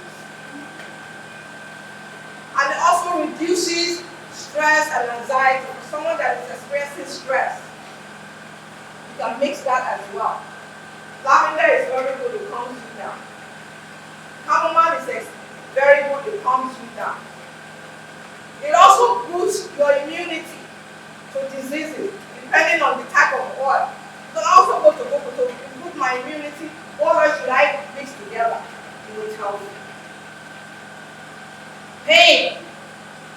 You can use it for pain. I do pain therapy too. I do all kinds of therapy. Pain therapy, if you're having lower back pain, if you're having fibromyalgia, I do that too. So if you're having any pain, any part of your body, just refuse. I'm not really sure, I don't want to give you a wrong oil to refuse, but if you Google it, it's essential oil for pain. They will come up with different types, and just buy the one that you want. It also improves digestion. Even smelling something keeps us alert. Oh my God, awake. It soothes muscle and joint pain. I know arthritis. Aromatherapy is perfect. So all of you that have aromatherapy in your household and you think it's for fashion, put them into use. Aromatherapy, lavender essential oil can help with fear, anxiety, stress relief, panic attack.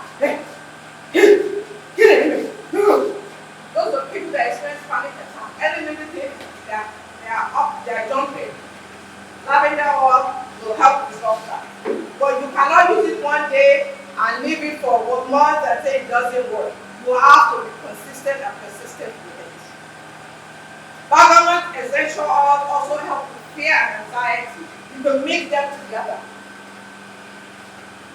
Yanyan and Paris sage are also very good for managing anger and rage. Now we get with anger is up to the roof.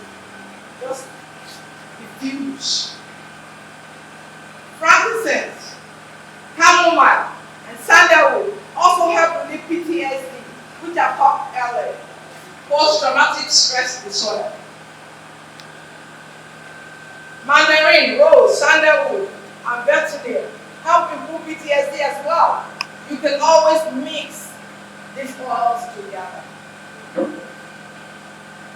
Before we go into doing progressive muscle relaxation, because we're going to be more active now, I will encourage us to ask questions before we proceed. Now, I find the strong smell very choky. What can I do? You're putting too much. How many are you putting? Yes, it's choking because you're putting too much. 15 drops. Because I don't get drop it. It takes a while for the drop to come down. Count 15. After that, 15 drops of the essential oil. If you are mixing 2, you do 50-50. 7 of this, 7 of that. Whichever one you want to smell more, put more. Whichever one you want to smell less, put less. No more than 15 drops. Well, I can testify to the fact that that lavender is very, very calming. Very extremely. I use the shower gel whenever I'm tired. Also, it's very, very soothing and calming. Thank you. It is. Okay. So, the situation where you have a partner who find you have already left them the way they are, and then focus on yourself to get better, to be more aware, to control. But this partner of yours still brings those triggers. In as much as when you are in a relationship, but you are now more aware. You are trying to still manage situation, you are trying to control your emotion, you have all of the nuggets around, like, okay, yes, I do this. Is it that you are not yet there, that the trigger still takes you back to that, like, why is this still happening? There is a thin line in what I'm trying to ask. You are aware that, yes, I need to control myself, I need to do this. Or even though you have to just manage people the way they are, you can't really do so much about whoever you are with. But you are aware. I don't know if you've gotten my thin line question.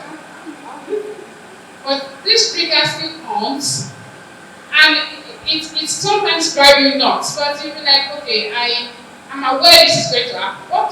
What do you advise to have? Exactly what you just said. Just so that you know that I'm doing it. There's a trigger for you that is constantly there. and you don't know what to do, correct? Absolutely. You have control on your behavior. You can't control anybody. It's you that you have to work on. You can't control who you are. I'll give you an example of what I'm talking about. Say for example, my husband likes to scream, yell, God forbid. He likes to scream, yell, do all kind of crazy stuff. I can control how I react. I can.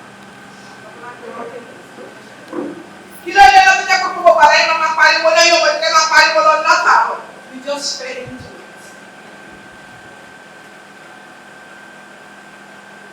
There's another way that you can also address that situation, that trigger.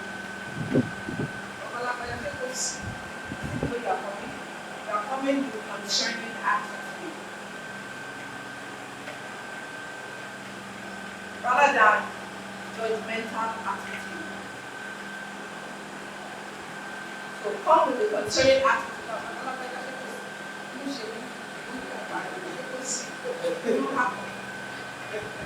You don't want that behavior or belief to impact on the work. So that trigger no longer be a trigger. You will see that trigger as that's his behavior. Not something that will trigger your behavior. Because you can't control it. Did I answer you correctly? Absolutely. Anybody else? No? Your man. And show me what you say, deep breathing.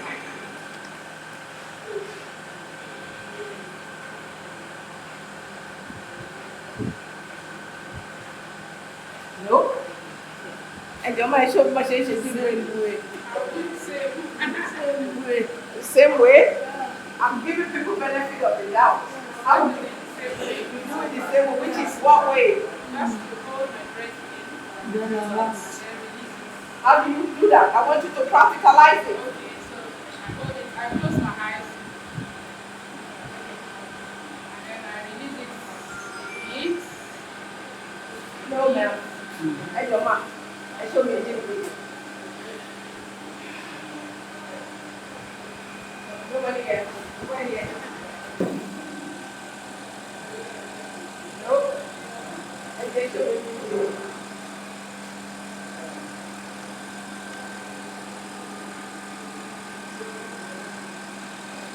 Nope. And then show me a deep breathing.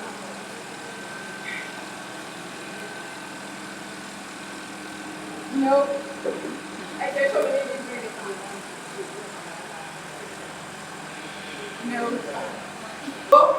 You have to do deep breathing.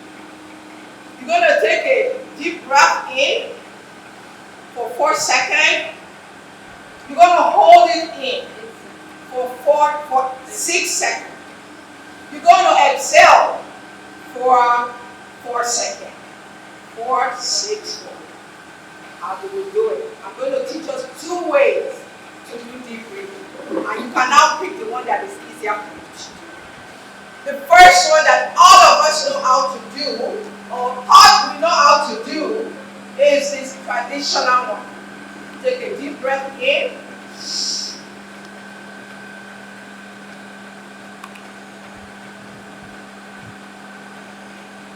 You do watch what happens to my body from here up. Do you notice that? When I inhale, I hold my breath in. I count 4 seconds with my fingers. I exhale 6 seconds. I take a longer time to exhale. My shoulder will drop.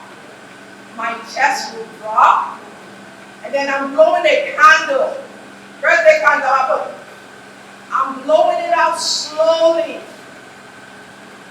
You should feel a sensation in any part of your brain. Because you are putting oxygen inside your brain. I'm going to do it again so that we will know how to do this deep breathing. Very essential. Take a deep breath in.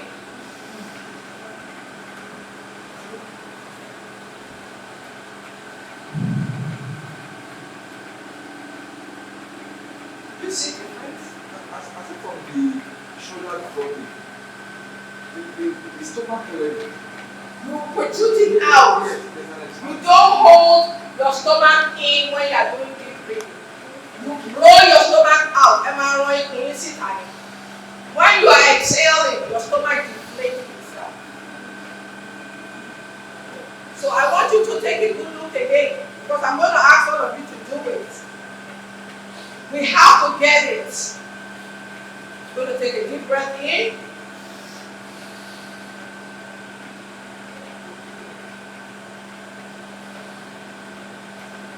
Pretty soon you're going to stop this. Are you feeling anything? I'm coming. If that one doesn't work for everybody, there's another one called 5 fingers deep breathing.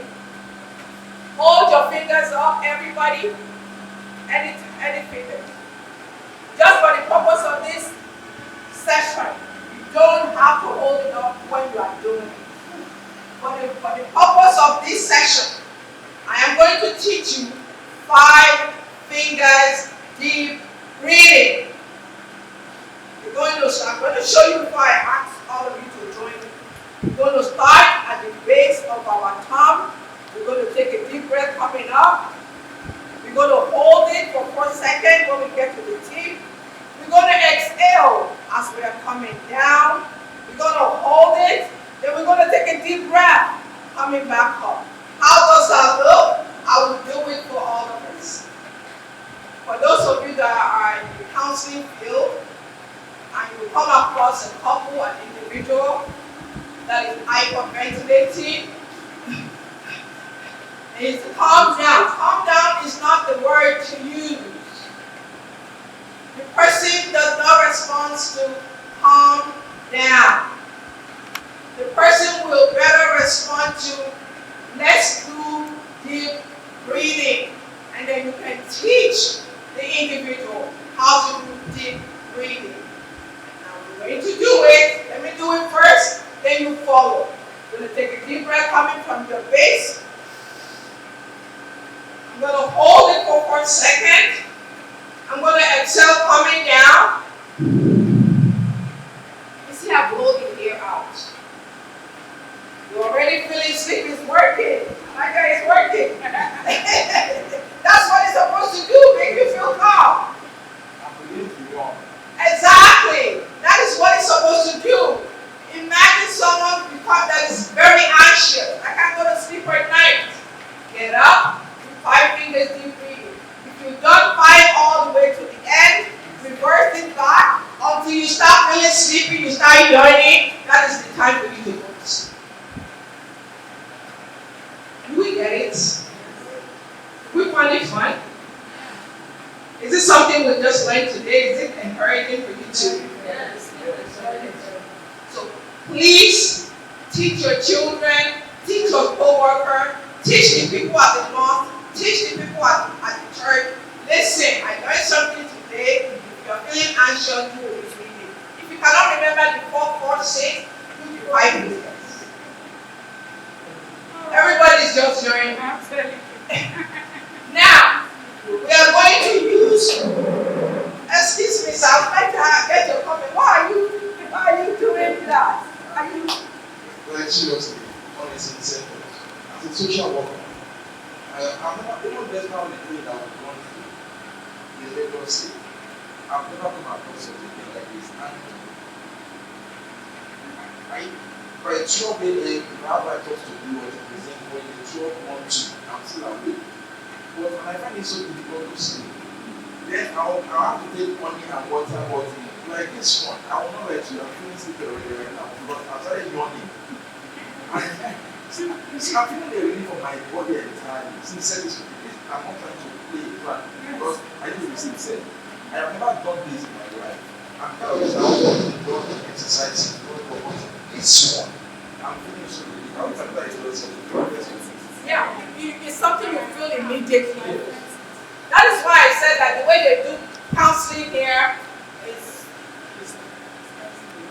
is not the best. It is not the best. The government needs to do more. I'm very open, I'm very accessible. They don't even need to pay me. Just buy my ticket and I'll come. To teach. Because the more the society is aware, the better the society is going to function. Don't fall asleep yourself.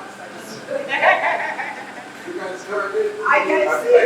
Yeah, and then you feel much calmer. So now we can do the progressive muscle relaxation. Now, breathe out and release all the tension in the face. Let your hand become nice and loose.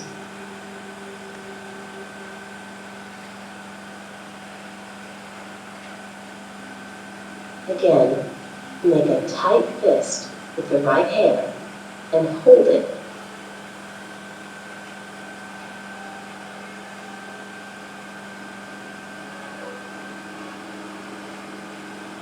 Then, let the tension and the hand relax fully. Exhale.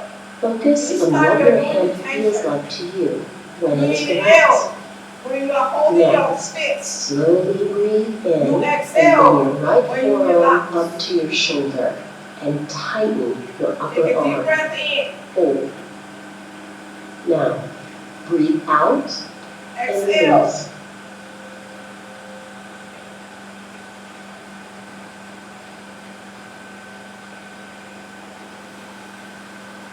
Again, make a muscle with your right arm. Make a muscle. Hold and focus on what the tension feels like in your upper arm. Now, breathe out slowly and relax your arm.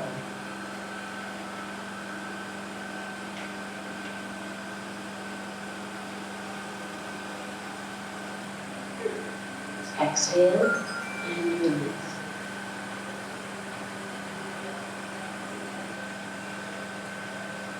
Exhale and release.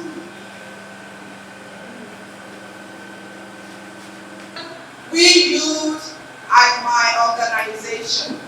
The other one is also something I use at my organization. It's paid for. Because it's paid for, we therapists are privileged to download it. And because I'm privileged to download it because our organization paid for it, that is why I'm able to put it in my PowerPoint. But if you or anybody needs this session, this therapeutic, just give me your number, I will add you on WhatsApp, I will forward it to you. That way you can also share it with anybody and everybody. So don't worry, if you are interested, I will share it with you. And I will also give you some resources to take home so that you can utilize the PowerPoint. With those resources are the PowerPoint, you're going to definitely have that as well. We're going to go into the last one. This is my favorite. And I say favorite because it's loving kindness. I come first. I have to take care of me before I can take care of my clients. I have to be mentally stable, emotionally stable, physically stable before I can attend to my clients. That is the only way they will get a full benefit of me. Loving kindness, I cannot think about how many times I've done loving kindness.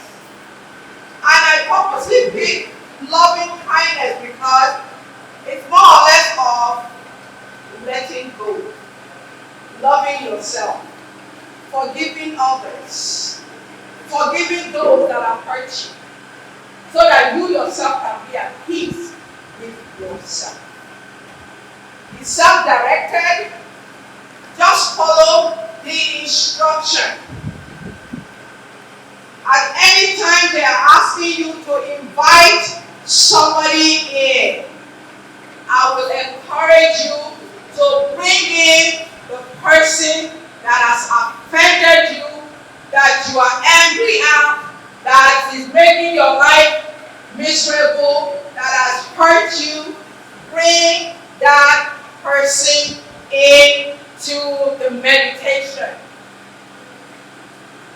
Visualize the person right there in front of you. I'm giving you a heads up so when you come to it, you don't get lost. It's part of this loving kindness has to do with forgiving others, loving yourself, loving your partner, loving everybody. So I'm encouraging you to look inward and invite those that you feel that has offended you so that you can forgive them and then you will be at peace. Once in our lifetime, all of us that are sitting here have been hurt so many times. But we don't know how we manage to bounce back. Some of us have not even bounced back. We're still stuck with that hurt. We're still affected with that emotion, with that abuse. We're still going through that trauma, silently going through it. Because we're still holding on to those things that hurt us in our past. Unless we release, that is the only way we will be at peace with ourselves. That is the only way we will move forward. That is why I want all of us here today to release. When you release, you will feel lighter, you have more clarity, you will be at peace with yourself. Very important. Those of you that are still holding on to angers of 10 years ago, release. Those of you that are still bitter toward your family members, your husband, your friend, release. You will be amazed that this Ramadan will bring you lots of blessings because you have released those things that are hindering your progress. Meditation is not just only meditation. Meditation heals the wounded heart. Meditation heals the wounded ego. Meditation heals the whole body, mentally, physically, and emotionally. So therefore, I want us to pay attention, to follow the instruction, because I am now going to intervene. I will be too engrossed in the meditation, and I want all of us to throw ourselves into meditation. It's only 8 minutes. 8 minutes. To relax your body.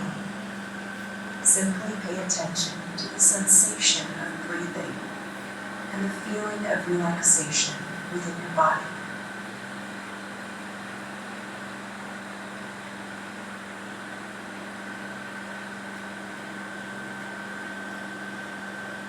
Shift your attention to yourself. May I feel peace. May I be loved. Repeat what they are saying to yourself. Take a moment to think about what each of these phrases means. May I be happy.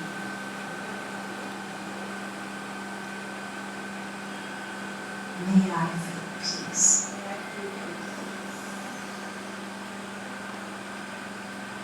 May I be loved.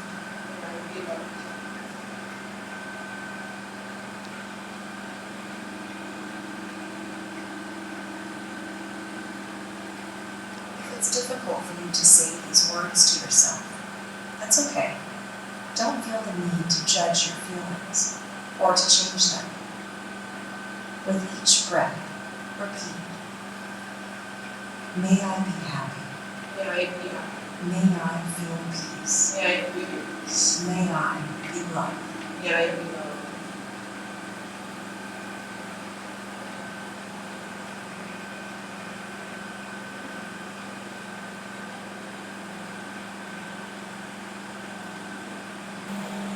That is how you heal. Because you have empowered yourself and your inner self. So nothing can break you. So I will encourage all of you to please engage. I will forward all the meditation and more meditation to Elijah, and Elijah will share it with all the NASFA people. All the resources, please hold on for a few seconds. I will pass them out. I will give it to you. And whatever you cannot collect, I will pass it down to Elijah, and Elijah will share it with the class. Do we have any questions before we close? Good presentation. Just unfortunate that I've been going out for at least, as one say, it's not the question per se, but from the first question, the first discussion about the taking care of it.